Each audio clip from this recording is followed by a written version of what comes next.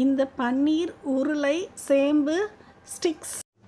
இப்போ நான் சேப்பங்கிழங்கு, பன்னீர், உருளைக்கிழங்கு இது எல்லாமே க்யூப்ஸ் மாதிரி நறுக்கி வச்சுருக்கேன். வேக வச்சது சேப்பங்கிழங்கு, உருளைக்கிழங்கும் வேக வச்சது, பன்னீர் அப்படி தான் எடுத்து வச்சுருக்கோம்.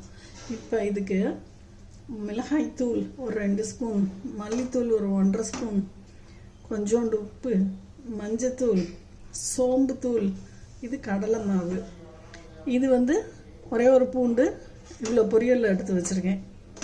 இதை ஒரு சுற்றிட்டு வந்துடலாம் மிக்சியில். இப்போ இந்த பூண்டை மட்டும் எடுத்துட்டு இதை ஒரு சுற்றிட்டு கொஞ்சம் அரைஞ்சோன்னா இந்த பூண்டையும் போட்டு ஒரு சுற்றிக்கிடலாம்.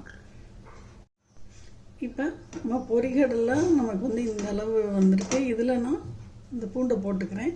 இந்த எல்லா பொடியும் இதில் தூக்கி போட்டுறேன். இப்போ எல்லா பொடியும் உள்ளே போட்டிருக்கோம்.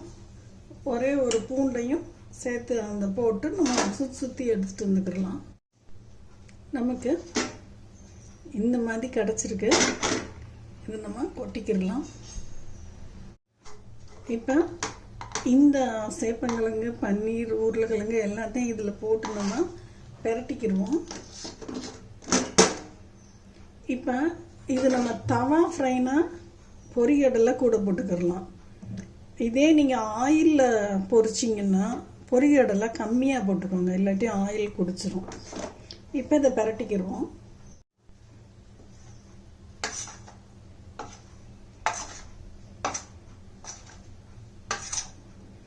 ஃபஸ்ட்டு ட்ரையாக பெரட்டிக்கோங்க, அப்புறமா தண்ணி தெளிச்சுக்கலாம்.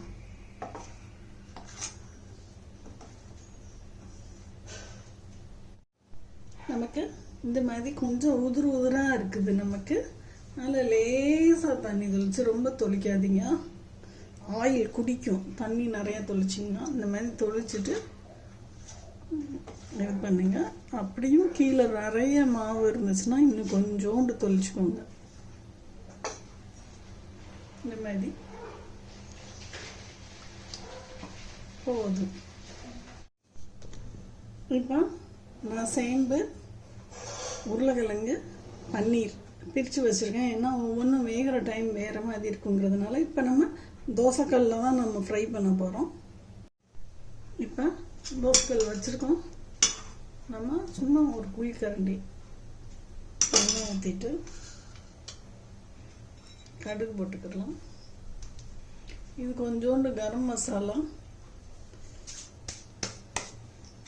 போட்டு கடுகு வெடிக்கட்டும். நமக்கு இப்போ கடுகு வெடிக்குது. நம்ம இப்போ இந்த சேம்பு, இந்த உருளைக்கிழங்கு, பன்னீர் கடைசி எடுத்து போட்டுக்கலாம். போட்டு பெரட்டிக்கிடுவோம்.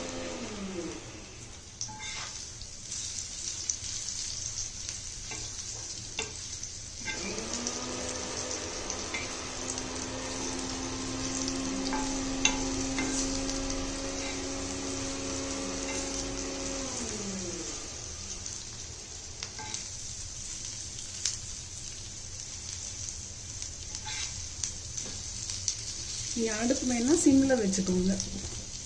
நான் இப்போ இது கொஞ்சம் பெரட்டினோன்னா நான் இந்த பன்னீரையும் போட்டுறேன். சேர்ந்து உங்களுக்கு ஒரே வேலையை முடிஞ்சிடும்.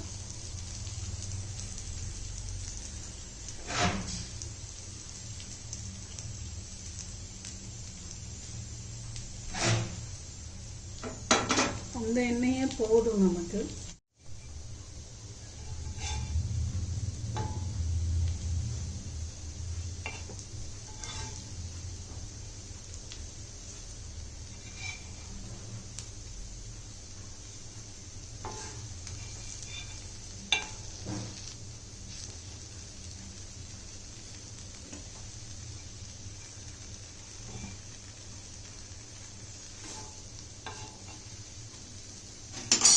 இதுக்கு மேலே என்ன தேவையில்லை, அது பாட்டுக்கு வேகும் சிம்லே. இப்போ நமக்கு எல்லாமே ஃப்ரை ஆகிடுச்சு பாருங்கள், நல்லா கோல்டன் ரோஸ்டாக இருக்குது. இது நான் அடுப்பு ஆஃப் பண்ணிட்டேன். இது ஒரு 5 minutes இதிலே இருக்கட்டும். அதுக்கப்புறம் நம்ம எடுத்துக்கிடலாம். இப்போ பாருங்கள், இது நல்லா காரசாரமாக செம்ம எம்மியாக நல்லா வந்திருக்கு. இப்போ இதை எப்படி டெக்கரேட் பண்ணுறதுன்னா, அந்த மாதிரி கொஞ்சம் எலுமிச்சம்பழம் எடுத்து வச்சுருக்கேன். இங்கே பாருங்கள், கொஞ்சமாக இந்த உப்பு போட்டுக்கிடுவோம். அதில் போட்டுட்டு இந்த மாதிரி ஒரு லைமை இந்த வெங்காயத்துக்கு மேலே அப்படி புழிஞ்சு விட்டுக்கோங்க. இப்போ பாருங்கள், நீங்கள் இந்த மாதிரி ஒரு ஸ்டிக் எடுத்துகிட்டு இந்த சேப்பங்கிழங்கு, இந்த பன்னீர்,